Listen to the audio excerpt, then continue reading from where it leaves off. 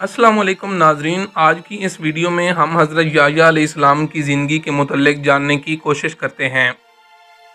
हज़रत याह्या अलैहिस्सलाम अपने वालिद हज़रत ज़करिया अलैहिस्सलाम की तरह अल्लाह के बरगज़ीदा नबी थे। आप अलैहिस्सलाम का नाम खुद अल्लाह जल्ल शानहू ने तजवीज़ फरमाया। इरशाद बारी ताला है, ए ज़करिया, हम तुम्हें एक ऐसे फ़र्जंद की बशारत देते हैं जिसका नाम याह्या होगा। इससे पहले हमने इस नाम का कोई शख्स पैदा नहीं किया। गोया दुनिया में सबसे पहले आप ही का नाम याह्या रखा गया और आप अपनी सिफ़ात में भी सबसे मुनफरद थे। हज़रत याह्या अलैहिस्सलाम अपने वालिद हज़रत ज़करिया अलैहिस्सलाम की दुआओं का समर थे, जिन्हें अल्लाह ने बुढ़ापे में औलाद अता फरमाई थी। हज़रत याह्या अलैहिस्सलाम की वालिदा ईशा और हज़रत मरियम अलैहिस्सलाम की वालिदा हिना आपस में हकीकी बहनें थीं। यूँ हज़रत याह्या अलैहिस्सलाम और हज़रत ईसा अलैहिस्सलाम आपस में खालाजाद थे। नीज़ हज़रत याह्या अलैहिस्सलाम हज़रत ईसा अलैहिस्सलाम से उम्र में 6 माह बड़े थे। हज़रत याह्या अलैहिस्सलाम कसरत से गरियाज़ारी किया करते, यहाँ तक कि आंसुओं की वजह से रुखसारों पर निशान पड़ गए थे। इब्ने उसाकर ने रवायत की है कि एक रोज़ वालिदैन उनकी तलाश में निकले तो देखा कि वो जंगल में एक कब्र खोदे उस पर खड़े ज़ारो कतार रो रहे हैं। वालिदैन ने फरमाया, बेटे, हम 3 दिन से तुम्हारी तलाश में हैं। इस पर आप अलैहिस्सलाम ने आखिरत के हवाले से ऐसी पुरअसर गुफ्तगू की कि वालिदैन रो पड़े।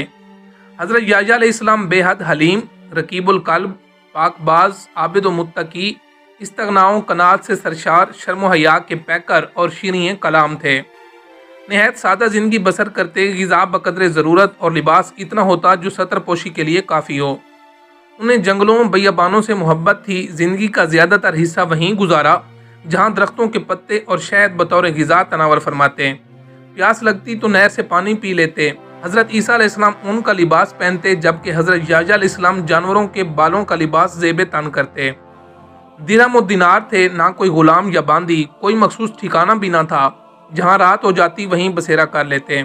हज़रत रबीब बिन अनस फरमाते हैं कि हज़रत ईसा अलैहिस्सलाम की नबूवत सबसे पहले तस्लीम करने वाले हज़रत याह्या अलैहिस्सलाम थे। हज़रत इब्ने अब्बास से मुरवी है कि रसूलुल्लाह सल्लल्लाहु अलैहि वसल्लम ने फरमाया, औलाद आदम में कोई ऐसा नहीं जिससे गुनाह सरजद ना हुआ हो सिवाय हज़रत याह्या अलैहिस्सलाम के। कुरान पाक में आपका जिक्र उन 4 सूरतों में आया है जिनमें हज़रत ज़करिया अलैहिस्सलाम का जिक्र भी आया है, यानी सूरह आल इमरान, सूरह इनाम, सूरत मरियम और सूरत उल अंबिया। अल्लाह अज़्ज़ व जल ने हज़रत याह्या अलैहिस्सलाम पर वही नाजिल फरमाई, ए याह्या, हमारी किताब मजबूती से थाम लो, और हमने उनको लड़कपन ही में दानाई अता फरमाई थी और अपने पास से शफकत और पाकीज़गी भी, और वो परहेजगार थे और माँ बाप के साथ सलूक करने वाले थे। हज़रत याह्या अलैहिस्सलाम अभी कम उम्र ही थे कि परवरदिगार आलम ने फरिश्तों के ज़रिए तौरात हिफ्ज़ करवा दी और उन्हें हुक्म दिया कि आसमानी किताब का जो इल्म तुम्हें अता किया गया है उस पर खुद भी अमल करें और अपनी कौम को भी उसका दर्स दें। इसके साथ ही उन्हें बचपन ही में इल्म व दानाई, अक्ल व हिकमत, तहारत व पाकीज़गी और परहेजगारी अता फरमाई गई, और उनमें वो तमाम खूबियाँ यकजा कर दी गईं जो एक नेक, पारसा और साहिब ईमान बंदे की निशानी होती हैं। गुनाहों, नाफरमानियों और सरकशी से कोसों दूर, वालिदैन के फरमा बरदार और मखलूक खुदा के खिदमत गुजार थे। हज़रत याह्या अलैहिस्सलाम अपने वालिदैन ही नहीं बल्कि बनी इसराइल के लिए भी अल्लाह ताला का एक बहुत बड़ा इनाम थे।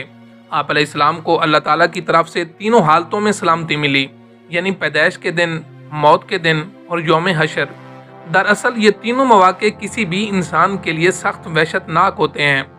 इंसान माँ के पेट से निकलते ही एक नई दुनिया देखता है जो उसकी मुख्तसर सी तारीख दुनिया से बहुत ज़्यादा मुख्तलिफ होती है। मौत के दिन उसका वास्ता एक और दुनिया से पड़ता है। फिर जब उसे कब्र से ज़िंदा करके उठाया जाएगा तो वो अपने आप को मैदान हशर की हौलनाकियों में घिरा पाएगा। अल्लाह ताला ने हज़रत याह्या अलैहिस्सलाम को 5 बातों का हुक्म फरमाया कि उन पर अमल करो और बनी इसराइल को भी अमल का हुक्म दो। लिहाजा उन्होंने बनी इसराइल को बैतुल मुक़द्दस में जमा किया और इरशाद फरमाया, अल्लाह जल्ल शानहू ने मुझे 5 बातों का हुक्म दिया है। नंबर 1, अल्लाह ताला के सिवा किसी की इबादत ना करो और ना ही अल्लाह के साथ किसी को शरीक ठहराओ। मुशरिक की मिसाल उस गुलाम की सी है जिसे उसके मालिक ने अपनी रकम से खरीदा, मगर गुलाम जो कुछ कमाता है वो मालिक की बजाय किसी दूसरे शख्स को दे देता है। अब तुम ही बताओ कौन ऐसे गुलाम को पसंद करेगा। लिहाजा याद रखो, जब अल्लाह ने तुम्हें पैदा किया है और वही तुम्हें रिज़्क देता है तो तुम पर लाजिम है कि सिर्फ उसी की इबादत करो और उसके साथ किसी को शरीक ना ठहराओ। नंबर 2, मैं तुम्हें नमाज का हुक्म देता हूँ। जब तुम खुशू व खुजू के साथ नमाज अदा करते हो تو اللہ تعالیٰ اپنا رخ تمہاری طرف کر لیتا ہے۔ نمبر 3، میں تمہیں روزے رکھنے کا حکم دیتا ہوں۔ اللہ تعالیٰ نے اس کی مثال یوں دی ہے جیسے کسی جماعت میں ایک شخص کے پاس مشک کی پوٹلی ہو تو مشک خود بخود پوری جگہ کو مہکا دے گی۔ بے شک روزے دار کے منہ کی بو اللہ کے نزدیک مشک سے بھی زیادہ معطر، مقبول اور پسندیدہ ہے۔ نمبر 4، میں تمہیں صدقے کا حکم دیتا ہوں۔ پانچواں حکم یہ ہے کہ دن رات کثرت سے اللہ تعالیٰ کا ذکر کرتے رہا کرو۔ حضرت یحییٰ علیہ السلام کی وفات کے بارے میں مفسرین نے مختلف واقعات تحریر کیے ہیں جو یہود و نصارہ کی کتب سے لیے گئے ہیں۔ تاہم مفسرین کی اکثریت نے جس واقعے کو بیان کیا ہے وہ لوکا کی انجیل سمیت یہود و نصارہ کی کئی کتب میں درج ہے۔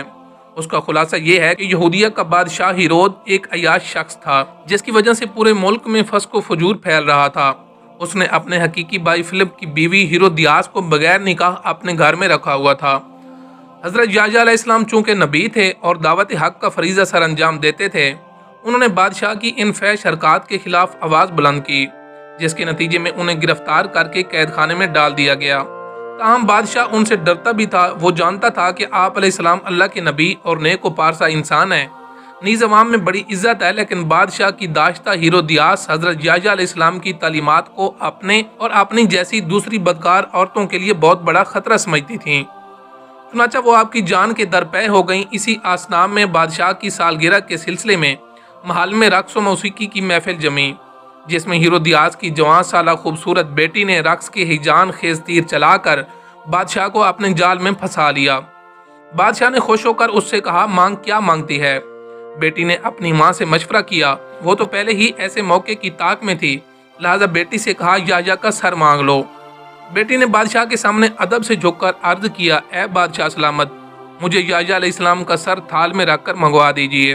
بادشاہ یہ سن کر غمگین تو ہوا، مگر محبوبہ کی بیٹی کی فرمائش کیسے رد کر سکتا تھا؟